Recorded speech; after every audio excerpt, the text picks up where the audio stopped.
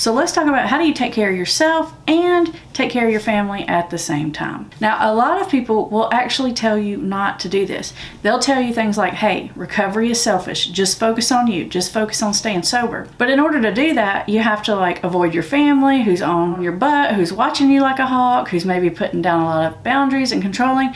And so you're trying to ignore that, which actually triggers your family because it feels like you're ignoring them again and makes them do all that stuff more, which is triggering for you. So I say you really don't want to ignore the family piece for a long time. Because helping them feel better is actually going to make your life a lot easier because it's going to get them off your back. They're going to stop spying and controlling and snooping and question and all the passive aggressive comments. Let's get rid of those too. Can you imagine how much easier getting sober is going to be when you don't have your family breathing down your neck every second? Exactly. Now, the first thing you have to do is stop the addicted behavior. You can't heal the family if the addiction is still happening. So you want to make sure that you're really committed, and you probably want to make sure that you have a little bit of sobriety in there. I'm not saying that you have to have months and months. I'm just saying that you have to really be trying. If you know in your heart you're going to use tomorrow or next week, you probably don't want to do this yet because you're really going to cause a lot of damage if you do what I'm going to tell you to do, and then you just stomp all over it next week. So let's not do that. Now, I know you can't say that you're going to be sober forever. That's not what I'm asking you to do. I'm just saying, when you're solidly committed and you know in your heart that you're really trying and you want your family to know that, that's when you need to do this. So once you have the addictive behavior somewhat stable, you want to move on to the second step, which is going to be to acknowledge how your addictive behavior has hurt your loved ones,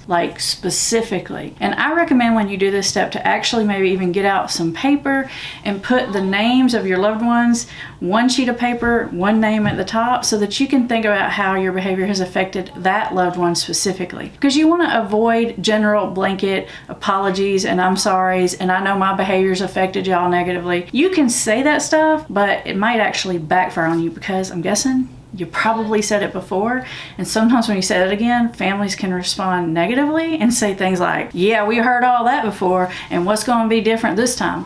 And like I said, we don't need any more passive aggressive comments. We already feel bad enough, so let's get this done the right way. Now, you may be having a hard time thinking of how your behavior has hurt your loved one, but hang in there because I'm going to give you a lot of examples. Make sure you have those pens and pencils ready because this is going to help you a lot. But before I even tell you what they are, write this at the top of each of those pieces of paper that you got out. Ready? You have to acknowledge how you've hurt them specifically without any of these things, without justifying, rationalizing, defending yourself, or minimizing your behavior. And that's where it's going to be really hard because it's our instinct to do that. Those are ways that we are defending against our own shame and our own guilt about the situation. But if we say things like, well, I'm sorry, but, or it wasn't that bad, or it never was as bad as you thought, the other person's going to think that you're not very sincere. Your family really only wants two things. They want to know, number one, that you get that it is a problem. Really and truly and deeply get that whatever that addictive behavior was is an addiction and is a problem. And secondly, they want to know that you get that it's had a negative impact on them. Basically, they just want to know that you get it. And so all you're trying to communicate here is, I get it and I'm working on it. And if you can really effectively communicate that to them, it's going to bring their anxiety down about 100 levels, which is going to bring your anxiety down about 100 levels. Now, I know the thought of doing this may sound kind of scary, but here's what I want you to think about. It's kind of like if you have a splinter in the bottom of your foot and you just keep on walking on it and you don't deal with it and it's in your sweaty, nasty shoe, and eventually it gets all infected and now you can't even walk and it's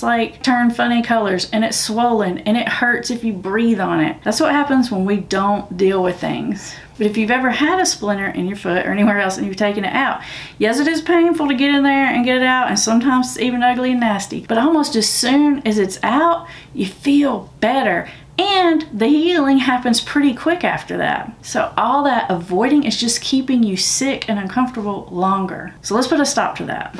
So you got your papers out, you got your family members' names up there, you've written on there, I'm not going to justify, rationalize, and minimize, none of that stuff. Now, you might already know exactly how your behavior has impacted them. In fact, I think if you stop to think about it for just a few minutes, they've probably told it to you a bunch of times. In fact, they probably screamed it at you, several of them. So that's a good place to start. If they've said something to you over and over and over, that's probably the big daddy. Go ahead and put that at the top of the paper. But if you're having trouble articulating exact ways that your behavior has been hurtful to them, here are some things for you to think about. Have you been gaslighting your family member? If you don't know what gaslighting means, it means like making someone think that they're crazy, specifically on purpose. Like if they've caught you doing things and you said, no, I have not, and you're wrong, and you always think I'm doing that, and you're just controlling, and you've made the other person feel like they were crazy or it's their fault when you know good and darn well it was true. That is gaslighting. Maybe you've just not been very present for your family. It's like, yeah, you're there, but you're not there. You're not engaged with them. You haven't really been in the game. Maybe some things you've done have really embarrassed or even humiliated your loved one. It's possible that you've even blamed your loved one for your addiction. That's a big one to own. You've probably put your loved one in some really awkward situations, and just acknowledging that will help them feel very seen and heard. If you're really honest with yourself, you know that you've probably been pretty unpredictable and maybe even unreliable. We've broken promises. We've not taken care of our responsibilities. We've definitely not pulled our fair share weight in the family. Maybe we've probably told some lies or been deceitful in some way. Split family members against each other, just trying to keep everyone from finding out what's really going on. Maybe we've been manipulative to our loved ones. We've done things to try to control their emotions to get certain responses out of them. Either good responses or negative responses. We've not taken their concerns seriously. Maybe you've been irritable with them. And maybe there's been a lot of financial deception. That's just a list of some really common ways that when we're in active addiction, our addiction impacts our family. The more specific you can be, the better. But whatever you do, stay on your side of the street when you do this. Now, I want you to get a big star and put that right by this sentence on your paper. Stay on your side of the street. Now take your highlighter and highlight it. Most of you know what I mean already when I say stay on your side of the street. But just in case you don't, what I mean is you're only focusing on my bads. We're not focusing on what they did or didn't do that contributed or their bads. I'm not saying they're not there. I'm just saying now isn't the time to deal with theirs. This is about getting it off your shoulders so you don't have to avoid, you don't have to feel shameful and guilty and resentful anymore.